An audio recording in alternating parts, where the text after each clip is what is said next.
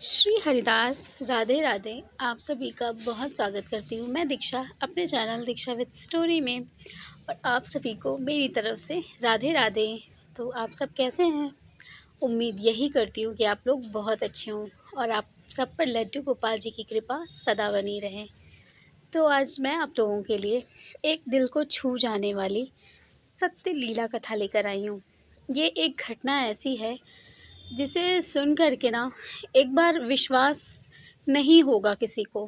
तो जानते हैं कि ऐसी क्या है घटना जिसे चाहकर भी हम विश्वास नहीं कर पाते। तो ये घटना मुझे भेजी है होशियारपुर के छोटे से गांव में रहने वाले राजेश गुप्ता जी ने। राजेश कहते हैं कि मैं होशियारपुर में अपने गांव में पहले रहा करता था। ये घटना 9 साल पहले की है, गांव की उनकी। तो वो बताते हैं कि मैं 9 साल पहले अपने गांव में रहता था। अब वो बाहर रहा करते हैं। तो कहते हैं कि मैं जब गांव में रहता था तो मेरे साथ एक ऐसी घटना घटित हुई है जिसे मैं सोच करके आज भी हैरान होता हूँ। और आज मैं जब ऐसी स्टोरी सुनता हूँ तो मुझे उस चीज़ पे यकीन करने का बिल्कुल मन कर जाता है कि हाँ, होता है। वो कहते हैं राजेश जी कि पहले तो ऐसी चीज़ें नहीं थी, ऐसी लीलाएँ कथाएँ कोई बताने वाला नहीं था। लेकिन आज के समय में जब मैं ये चीज़ें सुनता हूँ तो मुझे आश्चर्य नहीं होता, मुझे उस घटना पर आज यकीन हो जाता है कि क्यों नहीं चमत्कार होते। तो राजेश जी बताते हैं कि मैंने अपनी आँखों से चमत्कार देखे हैं। तो ऐसी क्या चमत्कारी घटना है, आइए जानते हैं। राजेश कहते हैं कि मैं गाँव में रहता था। उस समय मैं पढ़ाई किया करता था और मेरे गाँव में एक छोटा-सा गाँव था। वहाँ पर एक घर था। वो घर एक ब्राह्मण का था और उस ब्राह्मण परिवार में एक ब्राह्मण और उनकी पत्नी और उनकी एक बेटी थी 5 साल की, और उनका एक बेटा था 10 साल का। वो 4 लोग उस गाँव में रहा करते थे। वो ब्राह्मण मंदिर के पुजारी थे, तो वो मंदिर में पूजा-पाठ किया करते थे और अपने घर का खर्च चलाते थे। तो उनकी पत्नी जो थी वो बहुत ही बड़ी भक्त थी लड्डू गोपाल जी की, बहुत ही सेवा पूजा करती थी। मतलब उनकी भक्ति सिर्फ़ उन्हीं में वो लीन रहा करती थी। ऐसा वो लोग नहीं, गाँव में ही ऐसी मतलब इस चीज़ का प्रचलन था कि इनके यहाँ जो लड्डू गोपाल जी हैं वो इनकी बहुत सेवा पूजा करते हैं। वो अपने लड्डू गोपाल जी को ना अपने कलेजे से लगा कर रखती थी। राजेश कहते हैं कि इतनी भक्ति तो मैंने नहीं देखी थी। एक बार मेरे भी मन में ऐसा आ गया कि ये सिर्फ़ दिखावा करती हैं, भक्ति नहीं करती। लेकिन मुझे नहीं पता था कि सच में वो ऐसी भक्ति कोई कर सकता है। बिल्कुल निष्काम भक्ति वो करती थी और उनकी जो भक्ति होती थी ना वो कभी माँगती नहीं थी। एक चीज़ ये भी था उनके अंदर। कहती हैं कि राजेश कहते हैं कि मैंने उनको कभी माँगते नहीं देखा। वो लड्डू गोपाल जी के की सेवा करती थी, पूजा करती थी उनकी, उनके व्रत रखती थी बहुत। और लेकिन उनसे कभी उन्होंने माँगा नहीं था। वो ये भी कहते हैं कि मैंने आज तक अपने लड्डू गोपाल जी से कुछ भी नहीं माँगा। मैं सिर्फ़ उनकी पूजा सेवा करती हूँ और मैं उनको हमेशा ये कहती हूँ कि कान्हा, मेरे घर में हो ना, तुम खुश रहो बस। मैं ये कहती हूँ और मैं तुमसे कुछ नहीं चाहती, बस तुम खुश रहो बस। वो हमेशा यही कहा करती थी कि मैंने सिर्फ़ अपने कान्हा को ही खुश रखने की बात कही है हमेशा। मैंने आज तक उनसे कुछ नहीं माँगा। तो कहते हैं कि इस तरह की भक्ति थी उनकी। और उनके राजेश कहते हैं कि मेरा घर उनके 2 घर को छोड़ कर के मेरा घर था गाँव में। तो जब वो पढ़ाई किया करते थे, वो कहते हैं कि मैं 12th में था, मैं आता-जाता था तो मैं पढ़ाई किया करता था, आता था, उनके घर भी जाता था। उनके लड्डू गोपाल जी की जब कभी जन्माष्टमी होती थी तो वो प्रसाद वितरण करती थी, तो मैं प्रसाद भी पाता था, मतलब सब कुछ अच्छा था।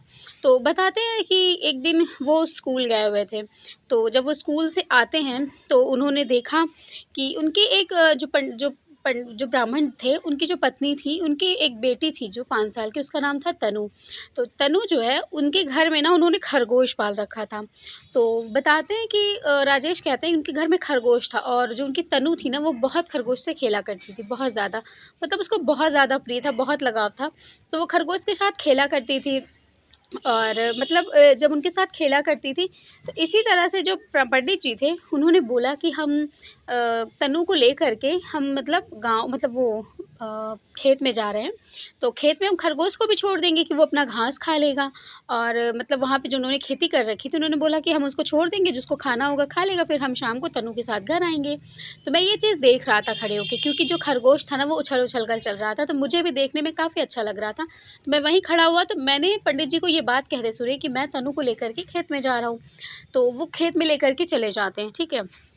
उसके बाद मैं गया, मैंने अपना बैग उतारा, सब कुछ मैंने अपना किया, मतलब खाना खाया स्कूल से आने के बाद। उसके बाद मैं अपना होमवर्क करने जस्ट बैठा ही था कि मुझे बहुत ही ज़ोर से चीख की आवाज़ सुनाई दी। तो जब चीखों की बहुत ज़्यादा आवाज़ सुनाई दी, तो राजेश कहते हैं मैं बाहर आया और मैंने पूछा कि क्या हुआ? तभी मुझे एक ऐसी चीज़ें पता चली जिसे सुन कर के मेरे हाथ-पाँव फूलने लगे। मैंने सुना कि जो खेत में बोरवेल था, जो 200 फीट की जिसकी खुदाई हुई थी, उसी के पास में एक तनु खरगोश को पकड़ रही थी, मतलब वो खेल रही थी खेतों में और वो पकड़ रही थी, वो भाग रहा था। खरगोश तो पार चला गया, लेकिन खरगोश को पकड़ने के चक्कर में जो तनु थी, वो बोरवेल के गड्ढे में चली गई। अब ये घटना सुनकर राजेश कहते हैं मेरे तो हाथ-पाँव फूल गए। मैं तो बहुत ज़्यादा परेशान हो गया। उन्होंने बताया कि मैं तुरंत खेतों की तरफ भागा। मैं भागा तो मैं देख रहा था कि पंडित जी वहीं पे बैठ के चिल्ला-चिल्ला के रो रहे थे, मेरे तनु को बचाओ। और उस टाइम पर गाँव वाले को भी भीड़ लग गई थी, क्योंकि रो पंडित जी की रोने की आवाज़ सुन के जो अगल-बगल खेतों में काम कर वो लोग भी आ चुके थे। तो राजेश कहते हैं जब मैं वहाँ पहुँचता हूँ तो मेरे भी हाथ-पैर बिल्कुल सन्न हो जाते हैं। पंडित जी की ऐसी हालत देखकर वो इतना ज़्यादा रो रहे थे, इतना चीख के चिल्ला रहे थे ना, मेरी तो मतलब ऐसा लग रहा था कि कोई, मैं बता नहीं सकता आपको क्या हालत हो गई थी। और मेरी हालत तब ख़राब हुई कि जब 200 फीट के बोरवेल में वो छोटी-सी बच्ची 5 साल की क्या कर रही होगी, कैसे गई होगी, किस तरह से गिरी होगी, उनको कुछ समझ में ही नहीं आ रहा था। राजेश कहते हैं कि मैं एकदम परेशान सा हो गया था। फिर उन्होंने पुलिस प्रशासन को सूचना दी, तो फिर उसके बाद पुलिस प्रशासन आई। आने के बाद उन लोगों ने मतलब अपनी जो सर्च टीम होती है उनकी उन्होंने बुलाया, मतलब वो सारा कुछ चलने लगा जो भी रेस्क्यू होता है। तो बताते हैं कि वहाँ पे चीज़ें होने लगी। तो अब कोई ये नहीं जान पा रहा था कि मतलब तनु के क्या हाल है अंदर, और बहुत ज़्यादा परेशान हो गए थे सब, बहुत ज़्यादा परेशान हो गए थे। तो जब ये बात उनकी पत्नी को पता चली तो वो तो पागलों के जैसे भागते हुए आई वहाँ से। उन्होंने बोला कि क्या हो गया मेरी बेटी को, मतलब वो भी बहुत ज़्यादा इतना रो रही थी ना। राजेश कहते हैं ना कि इतनी चीखें, मतलब इतने दहाड़ मार के वो रो रही थी ना, कितना भी पत्थर दिल कलेजा होगा ना उसका फट जाएगा। वो उनकी मतलब चीखें, उनके रोने की आवाज़ सुन के सारे गाँव वाले रो रहे थे इस चीज़ को देख कर के, बहुत ज़्यादा परेशान थे सब कि उनकी बेटी जो इतनी अच्छी थी वो इसे बोरवेल में कैसे गिर सकती है। राजेश कहते हैं कि कुछ समझ में नहीं आ रहा था, पूरे गाँव में मातम सा पसरा हुआ था। पुलिस थी जो मतलब काफ़ी देर के बाद रेस्क्यू टीम आई, मतलब 6-7 घंटे के बाद आई। तो मतलब सारी कुछ जैसे भी व्यवस्थाएं होती हैं उन्होंने की। और उसके बाद परेशानी तो बहुत ज़्यादा थी क्योंकि वो निकल नहीं रही थी, क्योंकि गड्ढा बहुत छोटा था, बहुत ही 4 या 5 के ऐसे ही मतलब उसकी थी। तो बताते हैं कि मतलब निकालना बहुत ज़्यादा मुश्किल हो रहा था। और आस-पास काफ़ी लोगों के खेत थे और उनको खेतों में अगर मतलब कह रहे थे कि खुदाई करके सुरंग बना के अगर निकाला जाता तो बहुत सारे लोगों का खेत नुकसान हो जाता। तो कुछ लोग थे जो खेतों में अपने मतलब जो होते हैं लोग, वो उन्होंने बोला कि हम अपना खेत ख़राब नहीं करने देंगे, आप कोई और रास्ता निकालिए। तो राजेश कहते हैं कि मैं जिस तरफ मेरा खेत था, मैंने उनसे कहा कि आप मेरे खेत में सुरंग करिए, मेरा खेत आप ले लीजिए, जितने आपको सुरंग बनाने हो आप मेरी तरफ से बनाइए। लेकिन कहते हैं कि मतलब जिस तरफ से बनाना था वो लोग खेत दे नहीं रहे थे। और मैंने जो अपने खेत से बोला सुरंग बनाने के लिए, तो बहुत लंबी सुरंग हो जाती, क्योंकि मेरा जिधर तनु गिरी हुई थी उससे मेरा मतलब बहुत ही उल्टा पड़ रहा था। तो कहते हैं कि मैंने बहुत कहा लेकिन वो लोग नहीं माने। उन्होंने बोला कि नहीं, मैं बिल्कुल नहीं मानूँगा, मैं अपना खेत नहीं दूँगा ख़राब करने के लिए। ऐसी बहुत सारी चीज़ें आई, बहुत ज़्यादा परेशान हो गई। उसके बाद एक ऐसी हैरान करने वाली घटना तो तब घटी जब सब तरह से हार गए। मैं आपको बता दूं कि एनडीआरएफ वाली जो टीम आई थी, उन्होंने बताते हैं राजेश जी कि वो टीम भी हार चुकी थी बिल्कुल, क्योंकि जगह नहीं था उनको सुरंग खोदने की। और एक तरफ था चारों तरफ खेत थे, सिर्फ एक खेत का ही मतलब मिला था उनको कि वो खेत खोद लें, खुदाई करके सुरंग बना के वो बच्ची को निकाल सकते थे। लेकिन खुदाई तो उनको चारों तरफ से करनी थी। तो कोई मतलब गाँव वाले इतने मतलब ज़्यादा कठोर दिल हो गए थे कि वो निकालने के लिए राज़ी ही नहीं थे, वो अपना खेत देने के लिए राज़ी नहीं थे। तो राजेश कहते हैं कि इस चीज़ को लेकर के मेरी उनसे बहस भी हो गई, यहाँ तक कि मेरी हाथापाई भी हो गई थी गाँव वालों से कि किसी की बच्ची की जान पर बनाई है और आप लोग इस तरह की बातें कर रहे हैं। आपका खेत बहुत ज़्यादा ज़रूरी हो गया है और बच्ची ज़रूरी नहीं है, लेकिन कहते हैं ना जो नहीं देते तो फिर वो नहीं, उनको नहीं देना है। राजेश कहते हैं कि अब मतलब सारे रास्ते ख़त्म हो चुके थे, एनडीआरएफ की टीम वाले ही क्या कर सकते हैं। फिर उन्होंने सोचा कि ठीक है, हम फिर कोई और रास्ता निकालेंगे। तो सोचने में भी टाइम लगता है इंसान को, तो फिर मतलब ये सारी चीज़ें हुई, ठीक है। राजेश कहते हैं फिर ये सब चीज़ें हुई।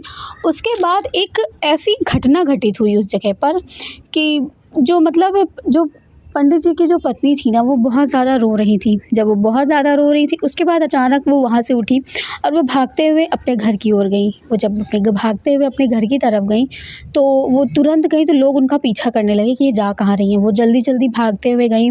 भागने के बाद उन्होंने अपने लाला के सामने उन्होंने हाथ जोड़ा, हाथ जोड़कर कहा कि लाला, मैंने कभी अपने आप से तुमको अलग नहीं किया, मैंने तुमसे कभी कुछ भी नहीं मांगा, लेकिन आज मैं तुमको मांगती हूँ। आज मैं तुमसे कुछ कह रही हूँ और मैं तुमको मांग नहीं रही हूँ, मैं तुम्हें भेज रही हूँ। तुम जाओ और तुम अपनी बहन को बचा करके मेरे पास लेकर आओ। वो मेरी बेटी है और मैं उसके बिना नहीं रह सकती। तुम्हें भी आना होगा वापस। तुम और मेरी बेटी, तुम दोनों वापस आओगे। और मतलब ये तो मतलब सब लोगों ने सोचा कि वो प्रार्थना कर रही हैं। उसके बाद उन्होंने लड्डू गोपाल जी को वहाँ से लिया। लेने के बाद सबको यही लग रहा था कि वो लड्डू गोपाल जी को लेकर के वहाँ पर जा रही हैं, क्योंकि जब भगवान साथ होते हैं ना तो हमारी हिम्मत भी बनी रहती है। लेकिन उन्होंने कुछ ऐसी चीज़ें की कि सब हैरान करने वाली थी।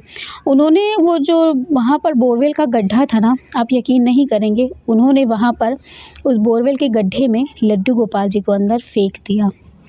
अब सोचिए, जब लड्डू गोपाल जी को उस बोरवेल के गड्ढे में उन्होंने फेंक दिया, लड्डू गोपाल जी अंदर चले गए। उसके बाद की वहाँ के जो हालात थे, यकीन नहीं करेंगे, इस तरह के हालात मतलब वहाँ पे बन गए थे। लड्डू गोपाल जी को ऐसे बोरवेल में फेंक देना, लोग ऐसी ऐसी बातें करने लगे कि ये पागल हो गई है, ऐसा है वैसा है। जो एनडीआरएफ की टीम थे वो भी बोलने लगे कि आप इस तरह की हरकतें मत कीजिए, आपकी बच्ची को ही नुकसान होगा। लेकिन वो चिल्ला चिल्ला के कह रही थी कि अब तुम लोग भी काम नहीं करोगे ना, तब भी मेरी बेटी बच जाएगी। तो एनडीआरएफ वाले भी जो आए थे, उन्होंने भी सोचा कि मतलब ये क्या बोल रही है। उन्होंने बोला कि अगर आप तुम लोग भी नहीं बचाओगे ना मेरी बेटी को, मेरे कान्हा गया है मेरी बेटी को बचाने के लिए, देखना वो बचा करके ज़रूर लाएगा। इतना कह के वो रोते रोते वहीं पर बेहोश हो गई। बेहोश होने के बाद उनकी हालत बहुत ख़राब हो गई थी, तो उनको हॉस्पिटल में ले जाके एडमिट कराया गया। तो उनको ले जाके पंडित जी की भी हालत बहुत ज़्यादा ख़राब थी, तो पंडित जी को भी ले जाके मतलब वो भी बेहोश हो गए थे रोते रोते। तो मतलब उनको भी छींटा मारा गया पानी का। उसके बाद ये सब सारी चीज़ें हो गई, ठीक है। उसके बाद राजेश बताते हैं कि उनको एडमिट करा दिया गया और पंडित जी को भी वहीं पे रखा गया। उसके बाद ऐसी, यकीन नहीं करेंगे आप लोग, बताते हैं कि ऐसी चमत्कारी घटना हुई ना कि जो सुरंग हमारे खेतों से खोदने के लिए वो बात कर रहे थे ना, आप यकीन नहीं करेंगे, अचानक से मतलब बारिश का मौसम वहाँ पर शुरू हो गया। बहुत ज़्यादा बारिश हुई, बहुत ज़्यादा आंधी आई और उस बोरवेल के गड्ढे में यहाँ तक कि पानी जाने लगा। अब आप सोचिए कि उस बोरवेल के गड्ढे में पानी जाने लगा, मतलब बारिश भी होने लगी, तो अब उसको बचाना बहुत मुश्किल, क्योंकि बोरवेल के गड्ढे में तो पानी जाएगा ही जाएगा और जाएगा तो बच्ची जो है अंदर, वो उसको तो नुकसान होना है। तो मतलब कहते हैं कि उस समय पे जब ये बारिश होने लगी और जब बोरवेल के गड्ढे में पानी जाने लगा, बहुत रोकने के बाद भी, जब कुछ तो पानी तो थोड़ा बहुत चला ही गया था, लेकिन फिर सब ने कह दिया कि मतलब जो थे एनडीआरएफ की टीम वाले थे, उन्होंने साफ साफ कह दिया कि देखिए गड्ढे में पानी, मतलब गड्ढे में पानी जा चुका है बहुत ज़्यादा और हम अब आपकी बेटी को बचा नहीं सकते। तो कुछ काफ़ी लोग जो गांव वाले थे, उन्होंने बोला कि ऐसा करो, इस बोरवेल को इसी में ढक दो, बच्ची नीचे रह गई है तो रह दो। कुछ ऐसे निर्दयी लोग थे जो इस तरह की बातें बोले, लेकिन इस चीज़ को सुन करके वो बहुत ज़्यादा रोने लगी। मतलब जो पंडित जी थे वो रोने लगे, उनकी जो वाइफ थी वो भी बहुत ज़्यादा रोने लगी कि कोई कैसे इतना निर्दयी कैसे हो सकता है कि हम उनकी बच्ची को, एक मरी बच्ची को भी ना निकाले। लेकिन जो उनकी पत्नी थी ना पंडित जी की, उन्होंने बिल्कुल एक दृढ़ निश्चय कर लिया था कि उनकी बेटी को कुछ नहीं हुआ है। वो बार बार कह रही थी कि मेरी बेटी को कुछ नहीं हुआ है, आप लोग क्यों ऐसी बातें कर रहे हैं, आप लोग ऐसी बातें मत कीजिए, मेरी बेटी बहुत सही सलामत है। लेकिन जो एनडीआरएफ की टीम वाले थे और जो पुलिस प्रशासन आई हुई थी, जो लोग रेस्क्यू कर रहे थे, वो उन्होंने बोला कि आप बेवजह परेशान हो रही हैं, आपकी बेटी अब नहीं है, क्योंकि बोरवेल के गड्ढे में इतना ज़्यादा पानी भर चुका है, तो आपकी बेटी सही सलामत होगी कैसे? वो साँस लेने के लिए भी कड़ी मशक्कत कर रही होगी और वो भीख मांग रही होगी कि उसे एक-एक साँसें मिले, और आप ऐसी बातें कर रही हैं, आप ही बताइए कैसे बचेगी ये? लेकिन उन्होंने कहा कि तुम लोग ऐसी बातें मत करो, देखना मेरी बेटी सही सलामत होगी। फिर उन लोगों ने तनु को फिर किसी तरह उस तरीके से निकाला जैसे एक मरे हुए इंसान को निकाला जाता है बाहर। उन्होंने अपने तरीके से 80 घंटे के रेस्क्यू के बाद 200 फीट गहरे बोरवेल में 100 फीट पर फंसी तनु को उन लोगों ने जब निकाला बाहर, तो आप यकीन नहीं करेंगे, आप यकीन नहीं कर सकते हैं, जब तनु को बाहर निकाला गया ना, तो तनु जब बाहर आती है वहाँ से, तो वो बेहोश हो चुकी थी। पानी कीचड़ से उसका पूरा बाल, उसका पूरा मतलब चेहरा बिल्कुल सन चुका था, और पानी मिट्टी की वजह से, गीली मिट्टी की वजह से। लेकिन आप यकीन नहीं करेंगे, एक ऐसी लीला, ऐसी चमत्कारी घटना तो मैं अपने जीवन में, राजेश कहते हैं, मैं बता नहीं सकता आपको कि उसको एक भी खरोंच नहीं आई थी, सबसे पहली बात तो। दूसरी बात ये कि इतना पानी भरने के बाद वो बच्ची को मर जाना चाहिए था, लेकिन उस बच्ची को जब हॉस्पिटल ले जाया गया ना, तो डॉक्टर ने कहा कि इसको कुछ भी नहीं हुआ है, बस ये होश में आ जाए, ना इसके मुंह में पानी भरा, ना इसके कान में पानी भरा, ना इसके नाक में पानी गया है, ये बिल्कुल स्वस्थ और बिल्कुल ठीक ठाक है, इसको कुछ भी नहीं हुआ है। तो ये डॉक्टर भी कहते हैं कि इस चीज़ को सुन करके वो हैरान थे, इस चीज़ को देख करके, आंखों देखी घटना, वो हैरान कि कोई भी बच्ची बोरवेल से निकले, वो भी इतने मतलब 100 फीट में फंसी गड्ढे में, और उसको एक खरोंच तक नहीं हो, ऐसा कैसे हो सकता है? तो ये एक हैरान करने वाली बात थी। जो गांव के लोग थे जिन्होंने मतलब इस तरह की बातें की थी कि हम अपना खेत नहीं देंगे, वो भी आज शर्मिंदा हो गए थे इस चीज़ के लिए। उन्होंने भी माफ़ी मांगी, और फिर जब वो डॉक्टर से मतलब घर पर लेकर आए जब, तो उन्होंने, डॉक्टर ने बोला कि हम इनका क्या इलाज करें, ये बिल्कुल ठीक है, आप इनको घर ले जा सकते हैं, बस इनकी मिट्टी को जो भी लगा इनको साफ़ करिए। तो तुरंत जो उनकी मतलब मम्मी थी, जो पंडित जी की पत्नी थी, वो बहुत खुश हुई। उन्होंने बोला ना, उन्होंने कहा कि बोला था ना मैंने कि देखना मेरी बेटी सही सलामत आएगी।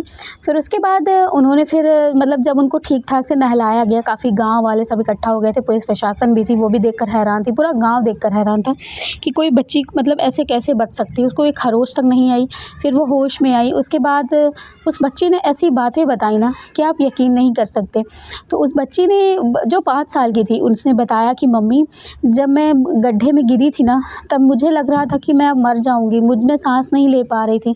उसके बाद ना मुझे वहाँ पे ना एक उजाला उजाला सा नज़र आया, और आपको पता है मैं वहाँ पर ना, मैं आंखें मेरी बंद थी और मैं वहाँ पर सो गई थी, और जब मेरी आँख खुली ना, तब मैं बाहर थी, इसीलिए मुझे तो कुछ हुआ ही नहीं, मैं तो बिल्कुल ठीक हूँ।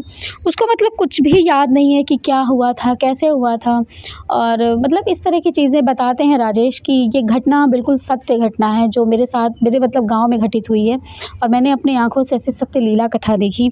तो उसके बाद लड्डू गोपाल जी, जो गड्ढे में जिनको फेंक दिया था उन्होंने, उसके बाद जब उनकी पत्नी आई गड्ढे में, देख देख के झाँक झाँक कर रो रही थी कि लाला बाहर आ, बाहर आ, तूने मेरी बेटी को बचाया, अपनी बहन को बचाया, बाहर आ।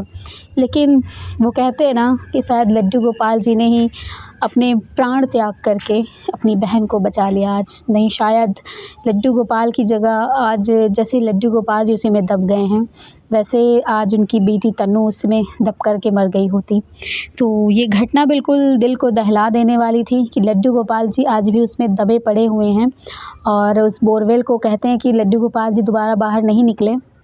बहुत रोती रहीं, उनकी जो पंडित जी की पत्नी थी बहुत रो रही थी। बहुत ज़्यादा उनको समझाया गया कि जब वो बचा कर के ही आए हैं, तो वो, उन्होंने अपनी तो प्राण त्याग दिए ना आपकी बेटी को बचाने के लिए, तो फिर अब आप क्यों रो रही हैं? तो पंडित जी की जो पत्नी थी, उन्होंने भी मतलब समझा इस चीज़ों को। वो कहते हैं कि मतलब, फिर राजेश कहते हैं कि उन्होंने को बहुत समझाया गया, गाँव वालों ने उनको समझाया, वो रो रही थी बहुत ज़्यादा। लेकिन तनु वो बिल्कुल ठीक ठाक हो गई थी। उसको तो ऐसा लग रहा था कि जैसे वो नींद से सो के उठी। उसने कहा कि मुझे तो कुछ याद ही नहीं है मम्मी, कि मैं कैसे गिरी, कहाँ हुआ, मेरे साथ क्या हुआ, कुछ नहीं। वो कहती वहाँ पे उजाला हो गया था, फिर मैं वहाँ पर सो गई, फिर मुझे कुछ याद ही नहीं है। और लड्डू गोपाल जी ने ऐसी चमत्कारी लीला कथा उसके साथ रची। उसने सच में, लड्डू गोपाल जी हमारे, मैं आपको बता नहीं सकता। राजेश कहते हैं कि सच में मैं भी उनका एक बहुत बड़ा भक्त हो गया हूँ, और मैंने भी लड्डू गोपाल जी की सेवा पूजा का नियम ले लिया है अब, और मैं बाहर जॉब करने लगा हूँ आकर के। तो इस तरह की चीज़ें बताते हैं राजेश जी की सत्य घटना है जो मेरा गाँव है उनका होशियारपुर के गाँव में जो इन घटना घटी थी उन्होंने बताया। तो आप सबको ये घटना कैसी लगी, सत्य घटना आपको कैसी लगी मुझे ज़रूर बताइएगा कि क्या सच में लड्डू गोपाल जी ने अपने प्राण त्याग के अपनी बहन के प्राण बचा लिए थे या क्या था? ये तो मेरे कान्हा ही जाने, उनकी लीला ही जाने, क्योंकि वो बहुत बड़े लीलाधर हैं। वो पता नहीं कौन-कौन सी लीलाएँ रचते हैं और कब-कब रचते हैं कि हम और आप जान भी नहीं सकते। तो आपको ये मेरी स्टोरी कैसी लगी मुझे ज़रूर बताइएगा, कमेंट ज़रूर करिएगा। और आप लोगों के पास भी कोई स्टोरी हो तो आप मुझे ज़रूर साझा कर सकते हैं। और शेयर करिएगा, लाइक करिएगा, चैनल को सब्सक्राइब करिएगा। मिलूँगी कल, तब तक के लिए राधे राधे।